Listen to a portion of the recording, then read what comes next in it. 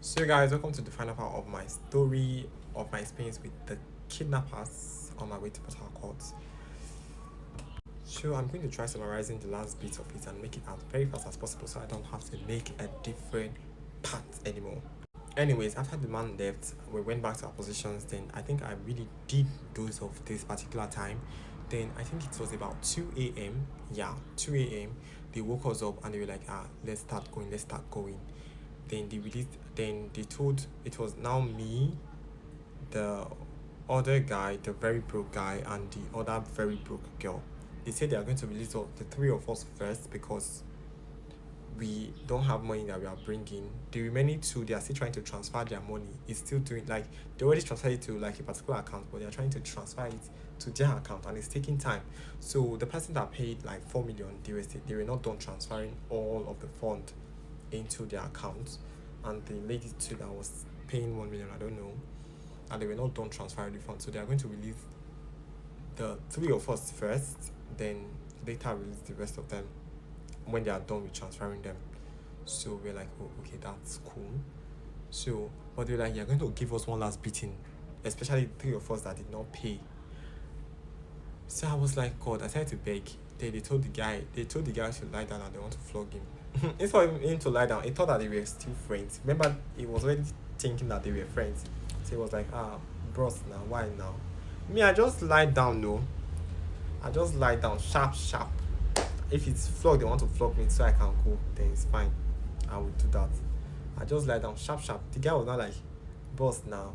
Then the head of the kidnappers got so angry with that guy, and I was like, are you crazy? Do you think we are friends? This, that. Before you know, they started beating. When I mean beat, they beat this boy, eh? They were beating him because they were like, do you think that we are not close or something like that? I told you to lie down, you were like still doing what. Meanwhile, they now came to me and they were flogging this guy with big wood or big cane. I don't even know, but all those cassava kind of wood. They were flogging him. Then they came to me. Then they wanted to flog me. Then one of them now used the skull. I think it was like the head. Now used the skull to hit me on my back. I said that thing was painful.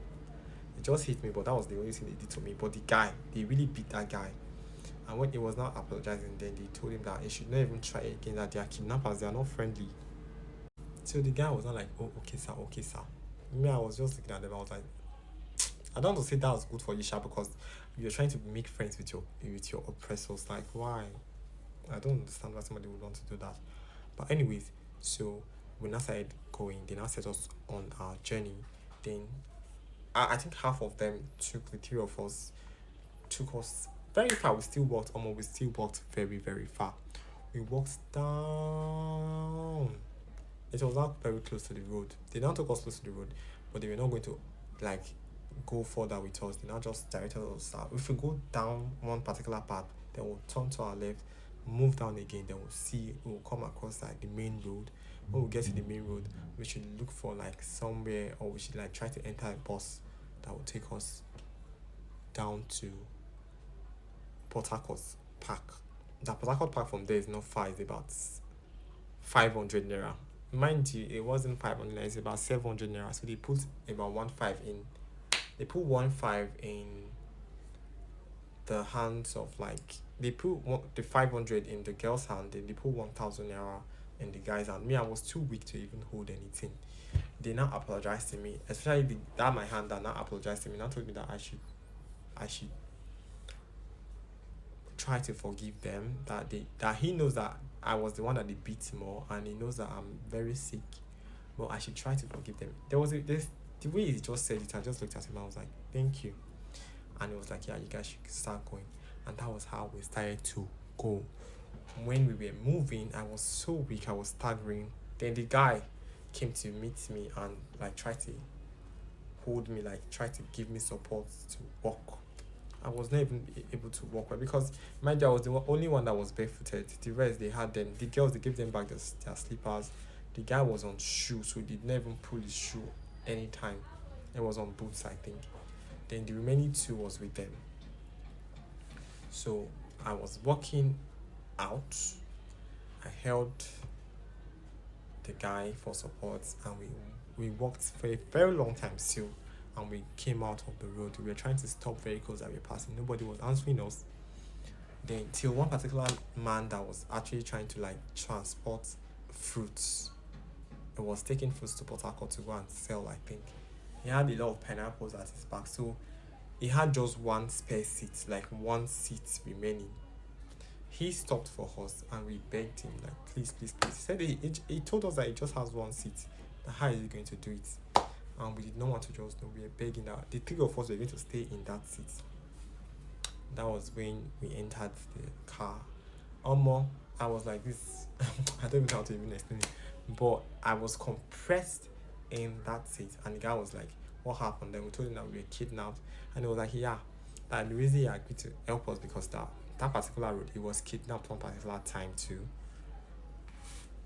And yeah, they demanded ransom. I think he paid about 3 million or so, I can't remember, for his own release. So that was what he paid. So we were like, oh, okay, that's cool. And that was when that girl started to tell me what actually happened to them. So apparently, so the girl now said something about once she gets home, she's going to go for this tests, that she wants to run some blood tests. And I was like, what happened? That was when she admitted that she was raped. That it wasn't just her, that night when they kidnapped us, while the guys were sleeping on the ground, while they were with the kidnappers on the tarpaulin, that they raped them, she and the other lady. And I was like, are you sure they raped the other lady? Because it was almost as if there was love, and because they smashed in front of me. That was when I was like, that was when I not told her that they were actually smashing just a few hours ago, close to me. And she was like, maybe the lady was just trying to like minimize the whole.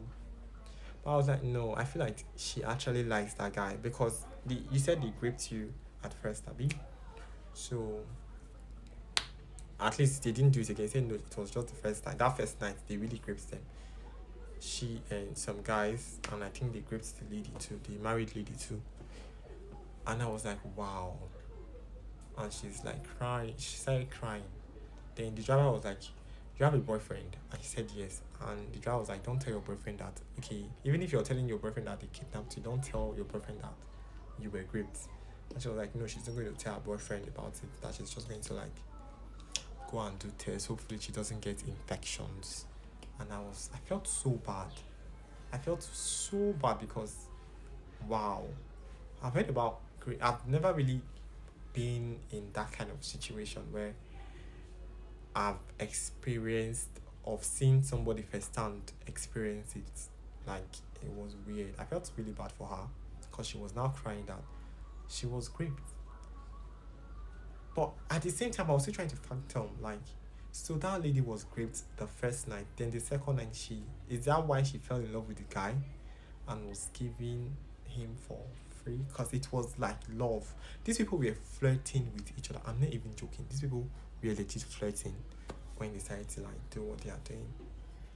And I was like, So that was basically it.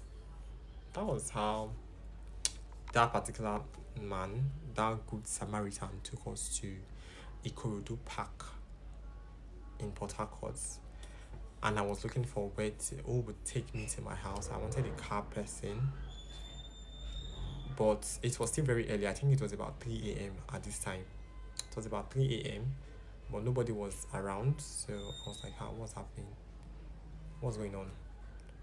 But eventually, so I'm not going to talk about like the person that actually took me back home, all those Igbo people. I'm not going to like just say that. I'm not going to dive into it because it was a very bad experience. But yeah, I feel like they just cared more about the money than the fact that I was actually a kidnapped victim that wanted to go home. So, but that's that. But when I got home, eventually I quickly ran to my aunt and I told my aunt that. My aunt was like, what happened? But me, I was like, give me your phone, I need to call my mom, because I just wanted to like tell them not to send the money, because in my head I was thinking they did not send money, so I wanted to like tell them not to send money to those people again that I have been released. But when I got a hold of my mom was like, they already sent the money the day before, the Sunday. So then that was when I realized that those people were trying to double cross each other. They were lying to each other that, oh, this set of people did not pay ransom. So that's, apart from the 7 million that they got from that man and that woman, the other one, they will keep it for themselves. They will just share that 7 million naira.